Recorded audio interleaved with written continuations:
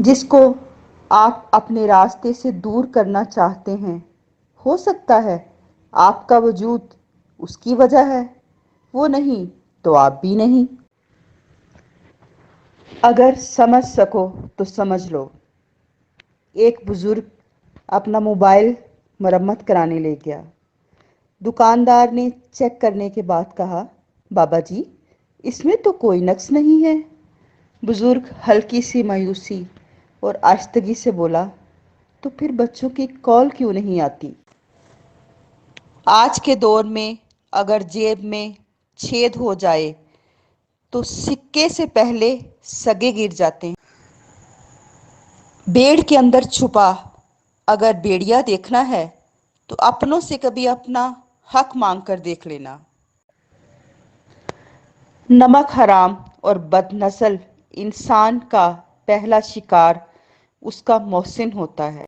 تعجب ہے، ضرورت مند مطلب نکلتے ہی غیرت مند کیوں بن جاتے ہیں، احسان مند کیوں نہیں بنتے؟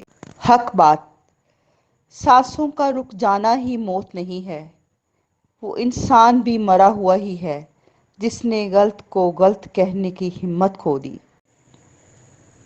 ادب کا دروازہ اتنا چھوٹا اور تنگ ہوتا ہے کہ اس میں داخل ہونے سے پہلے سر کو جھکانا پڑتا ہے۔ ہمیشہ وہی دوست آپ کے خلاف سازشیں اور غیبتیں کریں گے جن کی شناخت آپ کی وجہ سے ہوئی ہوگی۔ پریشان ہونے والوں کو کبھی نہ کبھی سکون مل ہی جاتا ہے، لیکن پریشان کرنے والے ہمیشہ سکون کی تلاش میں رہتے ہیں۔